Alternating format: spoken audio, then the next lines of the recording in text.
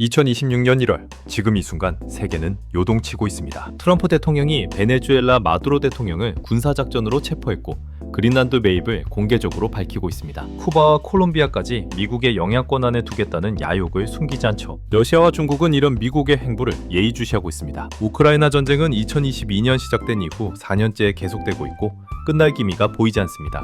일본과 중국의 갈등도 심화되고 있습니다. 센카쿠열도 우리말로 데오위다오 문제로 양국은 수시로 충돌하고 있죠. 한국은 그 사이에서 줄타기를 하고 있습니다. 최근 이재명 대통령과 시진핑 주석의 정상회담이 그래서 더욱 중요했습니다. 한중관계 복원의 신호탄이었으니까요. 여러분, 이런 국제정세가 우리 주머니와 무슨 상관이 있을까요? 아주 큰 상관이 있습니다. 전쟁 위험이 높아지면 어떤 산업이 주목받을까요?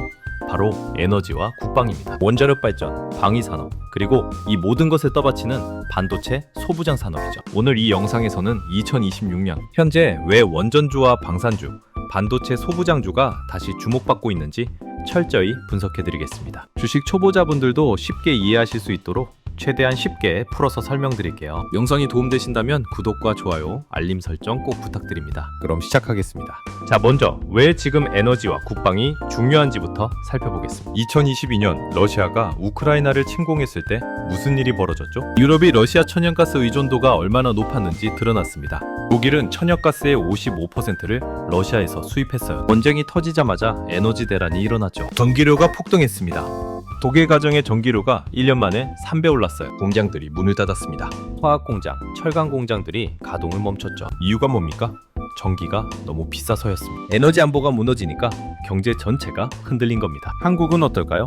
우리나라는 에너지의 95% 이상을 수입에 의존합니다. 석유, 천연가스, 석탄 모두 다 사와야 해요. 만약 중동에서 전쟁이 터지거나 호르무즈 해협이 막히면 우리 경제는 마비됩니다. 공장이 멈추고 전기가 끊기고 난방이 안 되는 겁니다. 그래서 필요한 게 원자력입니다. 원전은 한번 연료를 넣으면 1년 이상 가동할 수 있어요. 석유나 천연가스처럼 매일매일 수입할 필요가 없습니다. 에너지 안보 측면에서 원전만큼 확실한 게 없는 거죠. 여기서 중요한 포인트가 나옵니다. 트럼프 행정부 2기가 시작되면서 미국의 에너지 정책이 바뀌었습니다. 바이든 정부 때는 신재생 에너지를 강조했죠. 태양광, 풍력 이런 걸 밀었습니다. 그런데 트럼프는 다릅니다. 실용주의자거든요.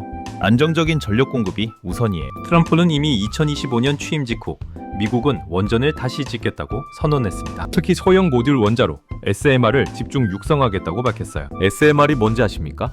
기존 대형 원전을 작게 쪼갠 겁니다. 공장 옆에, 데이터 센터 옆에 바로 설치할 수 있는 작은 원전이에요. 왜 이게 중요할까요? 인공지능 때문입니다. 챗 GPT, 클로드, 제미나이 이런 인공지능 서비스 쓰시죠? 이거 돌아가려면 어마어마한 전기가 필요합니다. 데이터 센터 한 곳이 소도시 하나가 쓰는 전기를 먹어치워요. 오픈 AI, 구글, 메타 모두 전기 부족 문제로 골머리를 앓고 있습니다.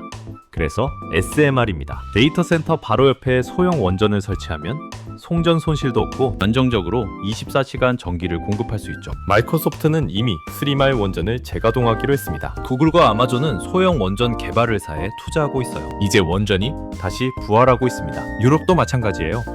프랑스는 원래 원전 강국이었죠. 전기의 70%를 원전으로 만듭니다. 독일은 탈원전을 선언했다가 에너지 위기를 겪으면서 다시 원전으로 돌아가고 있어요. 영국은 신규 원전 8기를 짓겠다고 발표했습니다. 한국은 어떨까요? 윤석열 정부 때 원전 회기 정책이 시작됐고 이재명 정부도 이 기조를 이어가고 있습니다. 신한울 3호기, 4호기 건설이 재개됐어요. 체코, 폴란드, 사우디아라비아에 한국형 원전을 수출하는 계약도 따냈죠. 원전 산업이 다시 살아나고 있습니다. 여기서 원전 관련 기업들을 살펴볼까요? 한국에서 원전하면 떠오르는 회사가 있습니다. 두산에너빌리티죠.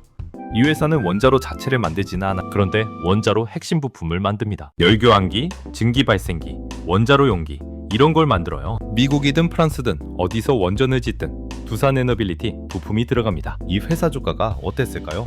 2022년에는 만원대였습니다. 지금은 8만원을 넘어섰어요. 8배 오른 겁니다. 앞으로도 원전 수요가 늘어나면 더 오를 가능성이 있죠. 다만 이미 많이 올랐기 때문에 조정을 받을 수도 있습니다. 투자는 신중하게 판단하셔야 해요. 한전기술도 주목할 만합니다. 원전 설계를 담당하는 회사예요. 원전을 짓기 전에 설계도를 그리는 거죠. 한국이 해외에 원전을 수출하면 이 회사가 제일 먼저 돈을 법니다.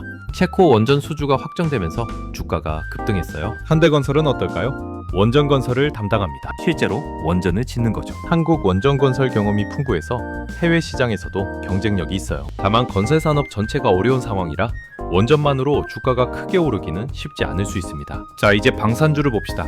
전쟁 위험이 높아지면 무기가 팔립니다. 너무 직설적인가요? 하지만 현실이에요. 우크라이나 전쟁이 터진 직후 한국 방산 기업들 주가가 어떻게 됐을까요? 폭등했습니다. 하나 에어로스페이스는 1년 만에 2배 올랐어요. 왜 한국 무기가 잘 팔릴까요? 가성비가 좋기 때문입니다. 미국 무기는 비쌉니다. 러시아 무기는 신뢰성이 떨어져요. 우크라이나 전쟁에서 러시아 무기가 얼마나 형편없는지 드러났죠. 중국 무기는 실전 경험이 없습니다. 그 사이에서 한국 무기가 빛을 발하고 있어요. K9 자주포는 폴란드에 1000문 넘게 팔렸습니다. 10조 원이 넘는 계약이에요. 1000문이면 어마어마한 양입니다. 폴란드는 왜 이렇게 많이 샀을까요? 러시아가 바로 옆에 있기 때문입니다. 폴란드는 역사적으로 러시아한테 여러 번 침공당했어요. 두려움이 큰 겁니다. K2 흑표 전차도 해외에서 인기입니다. 터키, 이집트, 폴란드가 사갔습니다. 폴란드는 무려 1000대를 주문했습니다. 폴란드가 한국 무기를 정말 많이 사고 있죠? 이유가 있습니다. 러시아 견제가 절실하거든요. 천궁 2대공 미사일 시스템도 주목받고 있습니다. 사우디아라비아가 관심을 보이고 있어요. 중동은 항상 불안합니다. 이란, 예멘, 후티 반군 이런 곳에서 드론이나 미사일 공격이 끊이지 않아요. 암호 무기가 절실한 겁니다. 이제 방산 기업들을 봅시다. 한화 에어로스페이스가 대표적이에요. K9 자주포, 천궁 미사일 이런 걸 만드는 회사입니다. 한화그룹이 방산 부문에 집중 투자하고 있어요. 미국 방산 기업 인수도 추진 중이고요. 이 회사 주가는 2022년 2월에 4만 원대였습니다. 지금은 30만 원을 넘어섰어요. 7배 이상 오른 거죠. 물론 중간에 등락이 있었지만요. 앞으로도 방산 수출이 늘어나면 더 오를 가능성이 있습니다. 다만 이미 많이 올랐다는 점은 감안하셔야 해요. LIG 넥스원도 있습니다. 레이더, 미사일 유도 시스템 이런 거 만들어요. 첨단 전자무기 쪽이죠. 한국이 강한 분야입니다. 반도체 기술이 뛰어나니까 전자무기도 잘 만들 수 있는 거예요. 하나오션은 군함을 만듭니다. 잠수함, 구축함 이런 걸 만들어요. 호주가 한국산 잠수함을 주문했습니다. KSS-3 잠수함이에요. 20조 원이 넘는 초대형 계약입니다. 한국 방산 수출 역사상 최대 규모죠. 자, 여기서 중요한 질문이 나옵니다. 전쟁이 끝나면 방산주는 떨어지는 거 아니냐? 맞습니다. 단기적으로는 그럴 수 있어요. 우크라이나 전쟁이 끝나면 긴급 수요는 줄어들겠죠. 하지만 장기적으로 보면 다릅니다. 전쟁이 끝나도 지정학적 리스크는 사라지지 않아. 중국은 대만 침공 야욕을 포기하지 않았습니다. 북한은 여전히 핵무기를 개발하고 있어요. 중동은 항상 불안합니다. 세계는 점점 더 위험해지고 있습니다. 각국은 군비를 강화할 수밖에 없어요. 나토 회원국들이 국방비를 늘리고 있습니다. GDP의 2% 이상 쓰겠다고 약속했어요. 독일은 군대를 대폭 증강하겠다고 발표했습니다. 2차 세계대전 이후 최대 규모죠. 일본도 마찬가지입니다. 방위비를 2배로 늘리겠다고 했어요. 한국도 국방비가 계속 늘고 있습니다. 2026년 국방 예산이 60조 원을 넘었어요. 매년 5% 이상 증가하고 있습니다. 북한 위협이 있고 중국 군사력이 커지고 있으니까요. 한국도 군비를 강화할 수밖에 없는 겁니다. 그렇다면 방산주는 장기적으로 성장 산업입니다. 단기 등락은 있겠지만 큰 흐름은 상승 추세일 가능성이 높아요. 물론 투자 판단은 여러분의 몫입니다. 리스크도 충분히 고려하셔야 해요. 이제 반도체 소부장으로 넘어갑니다. 소부장이 뭔지 아시나요? 소재, 부품, 장비를 줄임말입니다. 반도체를 만들려면 수많은 소재와 부품, 장비가 필요해요. 예를 들어 포토레지스트, 식각가스, 노광 장비 이런 게 다 필요합니다. 2019년에 일본이 한국에 반도체 소재 수출을 규제했던 거 기억하시나요? 포토레지스트, 불화수소, 폴리이미드 이 세 가지를 안 판다고 했어요. 한국 반도체 산업이 큰 타격을 받았습니다. 삼성전자, SK하이닉스 생산에 차질이 생길 뻔했죠. 그때 깨달았습니다. 소부장이 얼마나 중요한지. 아무리 좋은 반도체 기술이 있어도 소재가 없으면 못 만듭니다. 정부가 소부장 육성에 나섰어요. 수조 원을 투자했습니다. 국산화에 성공한 품목도 많이 늘었어요. 지금은 미중 갈등이 격화되고 있습니다. 미국이 중국에 첨단 반도체 수출을 막고 있어요. 중국도 반도체 굴기를 외치며 자체 기술 개발에 나섰죠. 반도체 공급망이 재편되고 있습니다. 이 과정에서 소부장의 중요성이 더욱 커지고 있어요. 한국은 반도체 강국입니다. 삼성전자는 메모리 반도체 세계 1위예요. SK하이닉스는 2위죠. 둘이 합치면 세계 시장의 70% 이상을 차지합니다. 엄청난 점유율이에요. 파운드리도 삼성전자가 세계 2위입니다. TSMC 다음이죠. 그런데 문제가 있습니다. 소부장은 아직 일본과 미국에 많이 의존해요. ASML의 노광 장비, 도쿄 일렉트론의 식각 장비, 시네츠 화학의 실리콘 웨이퍼 이런 건 아직 대체하기 어렵습니다. 국산화율을 높여야 하는 이유죠. 한국 소부장 기업들을 봅시다. SK 머티리얼즈는 반도체 소재를 만듭니다. 포토레지스트, 식각가스 이런 걸 만들어요. 리본 소재를 대체할 수 있는 제품을 개발하고 있습니다. 원익 RPS는 반도체 장비를 만듭니다. 증착 장비, 식각 장비 이런 거죠. 삼성전자, SK 하이닉스에 납품하고 있어요. 중국에도 수출합니다. PSK는 반도체 소재 기업입니다. 포토레지스트를 만들어요. 일본 제품을 대체할 수 있는 기술을 확보했습니다. 국산화 수혜를 받을 수 있는 기업이. 반도체 소부장은 어떻게 될까요? 장기적으로 성장할 겁니다. 왜? 반도체 수요가 계속 늘기 때문입니다. 인공지능, 자율주행, 사물인터넷 모든 게 반도체가 필요해요. 반도체 수요가 늘면 소부장 수요도 늘어납니다. 특히 국산화가 진행되면서 한국 기업들의 기회가 커지고 있어요. 일본 의존도를 줄이고 자체 기술로 공급망을 안정화하는 겁니다. 정부 지원도 계속될 거예요. 이제 한국 주식시장 전망을 봅시다. 삼성전자, SK 하이닉스, 현대차 이런 대형주들이 코스피를 이끌고 있죠. 2026년 현재 코스피는 2,500선에서 등락하고 있습니다. 미국 금리, 중국 경제, 환율 이런 변수가 많아서 변동성이 큰 상황이에요. 삼성전자는 어떨까요?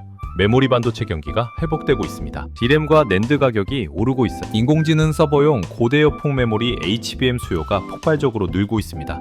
삼성전자가 HBM3이 양산에 성공하면서 실적 개선이 기대돼요. SK 하이닉스는 HBM 선두주자입니다. 엔비디아에 독점 공급하고 있어요. 인공지능 붐이 계속되면 SK 하이닉스 실적도 좋아질 겁니다. 주가는 이미 많이 올랐지만요. 현대차 그룹은 어떨까요? 전기차 전환이 진행되고 있습니다. 현대차와 기아가 전기차 라인업을 확대하고 있어요. 미국 인플레이션 감축법 IRA 혜택도 받을 수 있습니다. 다만 중국 전기차 기업들과의 경쟁이 치열해지고 있어요. 비아디, 테슬라 이런 것들이 가격을 낮추고 있거든요. 종합해보면 한국 주식시장은 기회와 리스크가 공존합니다. 반도체는 인공지능 수혜를 받을 수 있어요. 원전과 방사는 지정학적 리스크 속에서 성장 가능성이 있습니다. 자동차는 전기차 전환 과정에서 경쟁이 치열해질 거예요. 투자자 입장에서 어떻게 해야 할까요?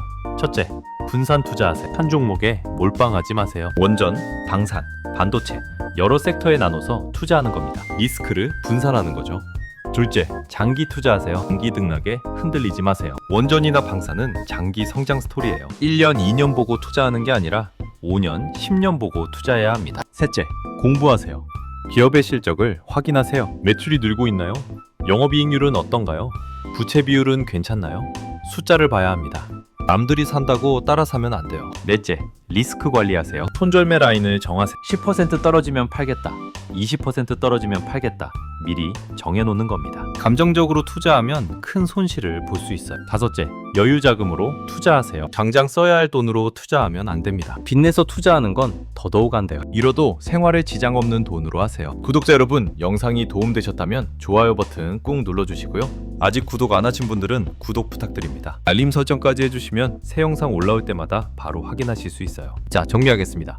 2026년 현재 세계는 불안합니다. 전쟁 위험이 높아지고 에너지 안보가 중요해지고 국방력 강화가 필수가 됐어요. 이런 환경에서 원전주, 방산주, 반도체 소부장주가 주목받고 있습니다. 원전은 에너지 안보의 핵심입니다. 트럼프 행정부가 원전 재부흥을 선언했어요. 인공지능 시대에 안정적인 전력 공급이 절실합니다. 소형 모듈 원자로 SMR이 새로운 기회를 열고 있죠. 방산은 장기 성장 산업입니다. 전쟁이 끝나도 지정학적 리스크는 사라지지 않아. 각국이 군비를 증강하고 있습니다. 한국 방산 기업들이 가성비 좋은 무기로 세계 시장을 공략하고 있어요. 반도체 소부장은 공급망 안보의 핵심입니다. 미중 갈등 속에서 자체 기술 확보가 중요해졌어요. 국산화가 진행되면서 한국 기업들의 기회가 커지고 있습니다. 다만 기억하세요.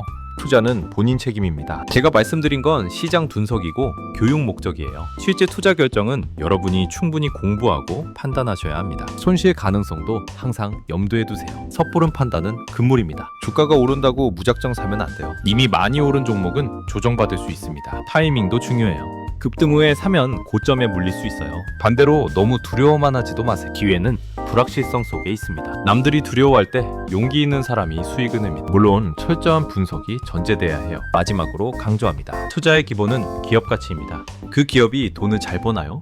미래 성장 가능성이 있나요? 경영진이 유능한가요? 이런 걸 봐야 합니다. 단순히 테마주라고 사면 안 돼요. 여러분의 성공적인 투자를 응원합니다. 오늘 영상이 조금이라도 도움되셨길 바랍니다. 다음 영상에서 더 유익한 정보로 찾아뵙겠습니다. 구독, 좋아요, 알림 설정 꼭 부탁드리고요. 댓글로 궁금한 점 남겨주시면 최대한 답변 드리겠습니다. 감사합니다.